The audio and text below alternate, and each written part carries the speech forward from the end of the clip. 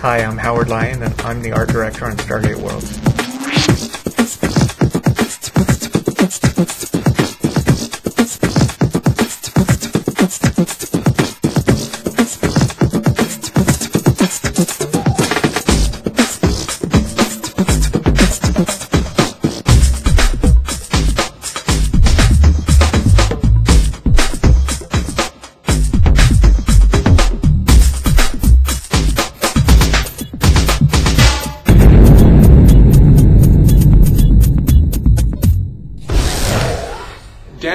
Contacted me about, I guess it was about a year ago, and asked me to do some background concepts for the game. And at that time, I was working as a freelance illustrator. I've known Howard for 10 years, and we worked together at a bunch of different studios. We even had a studio of our own for a little while there. That was good times. And I did a poster, painted a poster for Stargate World for some marketing stuff, and then I painted an interior. And then they asked me to do a 3D object. And at that point, Dan Elgren asked me to come in and asked me if I would be interested in taking a position at Cheyenne Mountain. His sense of color is just spot on. It's amazing. And, that's like what I love about his stuff the most is like how the colors play off each other and how the saturation is just really intense and all that kind of stuff. So. He's a native to Arizona, and I'm not. So I had moved here, and they have scorpions here, and my kids love to hunt scorpions, but we hadn't really figured out a good way to do so. And Howard recommended this cool flashlight that you can get that has 3 different settings of basically black light. So now that we have that, armed with that, we're able to mimic what Howard does regularly, which is each evening go out with the black light and watch these scorpions glow and then smash them with sticks. If it wasn't for Howard, we'd probably still be just banging around in the dark. He loves babies, brushes his teeth regularly, and in the time that I've known him, he's never once killed a man. So. No, never. One of my favorite things about Stargate is that each gate that you go through is a completely different world. It may be that you go through a gate and it's a very high-tech, sci-fi, out there, 1,000 years from our own technology, or it could be that you go into a very medieval village where they have a cathedral and half-timber homes, or a completely different, completely alien world from anything that we're used to. So artistically, really there are no limits as to what you can do and what you can introduce into the Stargate world. Most of the time that I spend here, I try and spend it painting and concepting. I find that as an art director, that the easiest way to direct is to actually provide an example.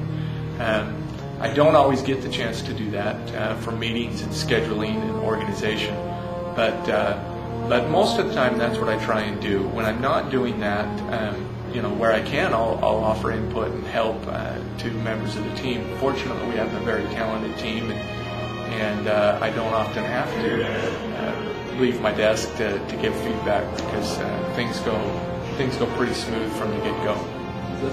It's like frozen and covered in snow, so he's going to be like half buried in the snow.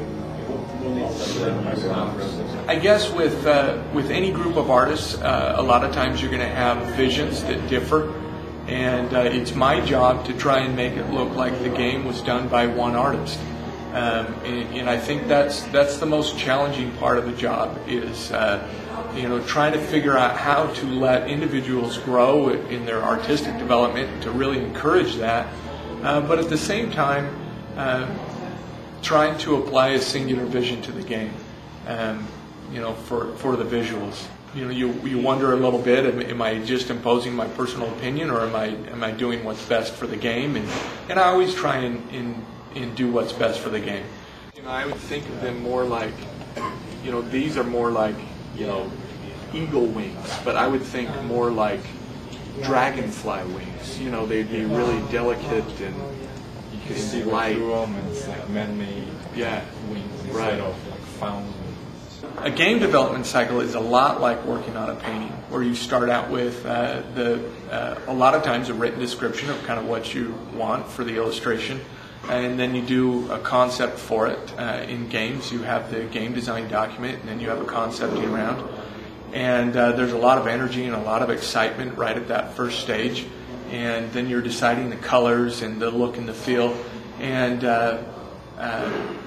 you know, the whole middle part of the process, both on a painting and game development, is really it's kind of the meticulous part of game development, the meticulous and sometimes tedious part of doing a painting. You know, where you've painted the first few bricks and that was fun, deciding what they were going to look like, and now you have 1,000 more to paint. You know, to finish up the painting. What I'm looking forward to most is after we exit that part of the process, is where you get to tweak and you get to polish and you get to you know, that last 10% really brings up the quality of the game and the look of the game. And I always look forward to anticipate that part of development, whether it be in a painting or whether it be in game development.